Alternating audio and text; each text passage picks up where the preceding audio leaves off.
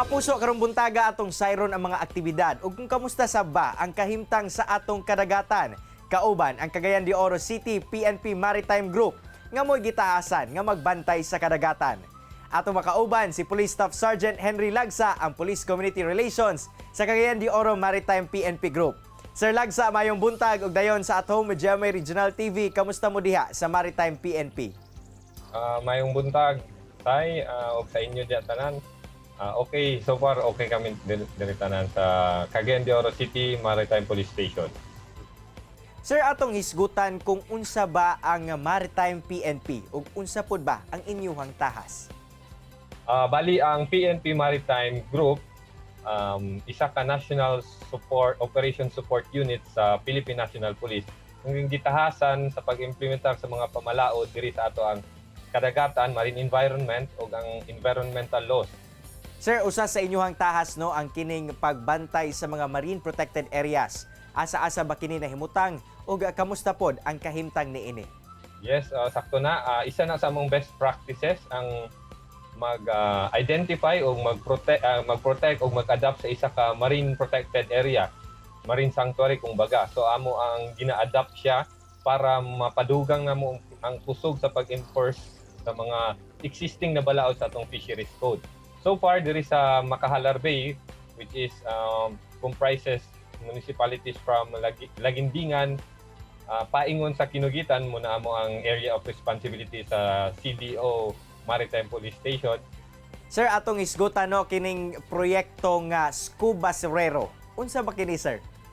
So bali kaning Scuba Sorero, bago lang ni sa atong pandungog, pero mauna kani ang ato ang gitawag na coastal cleanup. Regular na to ning ginahimo kasi dili lang manggod kita nag-enforcer sa balaod sa pandagat. Ang atong gitahas pud ta, hilabi na kami sa PNP Maritime ang mag-preserve sa atong environmental protection, hilabi na sa atong mga kadagatan. So regular kami gakandak og coastal cleanup. Kini ang mga pagpamunit o panglimpyo sa atong beach, coastal areas, kadagatan, uban sa atong mga partner agencies, atong local government unit. Kaning Scuba Sorero, gitawag namong Scuba Sorero kay naay uban na mga hugaw nga dili nato kayang kwaon, hilabi na katong naa na siya sa mga coral reefs.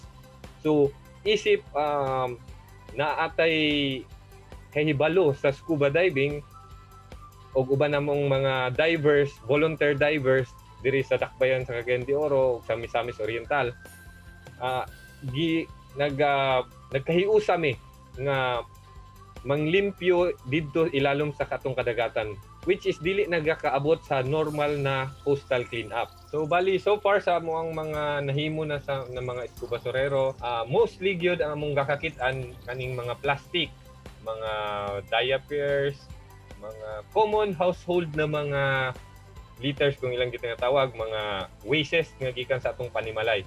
Kay kaning mga plastic nga gikaingon ko pa, dili siya ma-decompose. So unsay mahitabo is dito sa atong ilang sa dagat, mahimo siya microplastics. Kaning microplastics, Sir Sai, mahimo ni siya delikado na substance, hilabi na sa atong mga isda. Kay ilang masayupan ni sila og hunahuna nga pagkaon. Sir, sanglit ang basura makadaot gayod sa atong kinaiyahan, labi na sa mga coral reefs ug na-mention pud nimo nga sagad sa mga basura nga inyong makolekta gikan sa mga kabalayan. Sir, unsa imong mensahe o tambag o hangyo ngadto sa katawhan? So giawhag na ko ang mga katawhan diri sa Dakbayan sa Cagayan de Oro ug sa tibuok Misamis Oriental na maghinay-hinay na kita nga mahibalo nga ang atong mga basura gikan sa atong panimalay, kung mahimo ato silang i-separate. Mao na nang nanay makita nato sa atong mga LG, local government unit, mga atong mga barangay nga naay non-biodegradable, ilabi na gining mga plastic. Kay dako kani nga concern kung makaabot kini sa atong kadagatan. Daghang salamat, Police Staff Sergeant Henry Lagsa sa Cagayan de Oro Maritime PNP sa imong oras nga gihatag sa At Home with GMA Regional TV. Og amping mo diha kanunay, sir, og more power sa inyong mga proyekto. Daghang salamat og maayong adlaw kaninyong tanan. Kini ang At Home with GMA Regional TV.